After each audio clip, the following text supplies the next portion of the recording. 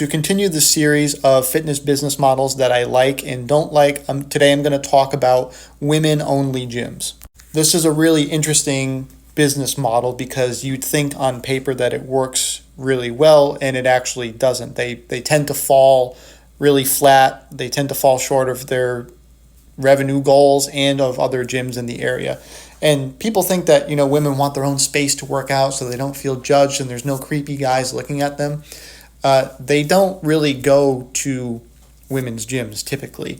It's just not appealing to women for whatever reason. And excuse me, if you've ever worked in a gym or have a gym membership where there is a women's only section, it's usually empty. I've worked in a few of those before that had that section. Nobody goes in there. So the idea that you could take something that doesn't work in a regular gym and put it somewhere else and it'll work in an isolated, kind of experiment by itself is just a bad idea. It doesn't work. Now, if you're in like a city like New York City or Boston or LA, now this could probably work a little bit better just because there's so many people in your area. But the typical like suburban, town on the outskirts of a city, this just doesn't typically work as well as you think it would. I'm not going to pretend to know why women don't want to go to them that much. But if you're thinking about opening one, or if you think that, there's just not enough of them, there's not enough of them because they don't work. There's if you're thinking about starting one, it's not the best business model to begin with because, first of all, if you think about it, you're excluding half the population to begin with. So your total addressable market is cut by 50% right off the bat.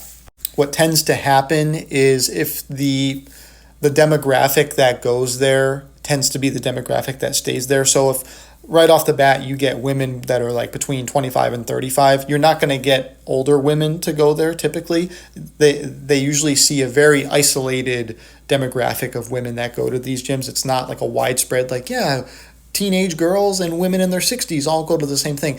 They want different results. They want different things out of fitness. So now you realize your total addressable market is getting even more cinched in, and it becomes hard to appeal to people.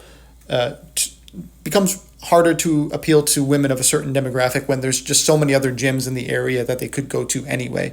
So if you're trying to appeal to the 65-year-old women, you're not going to be appealing to the 25-year-old women and vice versa. So now your total market just gets smaller and smaller and smaller, and eventually girls are like, well, I could just go to a bigger gym that has more equipment, more of the stuff that I like, and be done with it. So this model tends to be very tricky, very hard to pull off, and they don't last that long. I would say besides CrossFit, this is the type of gym that has the shortest shelf life.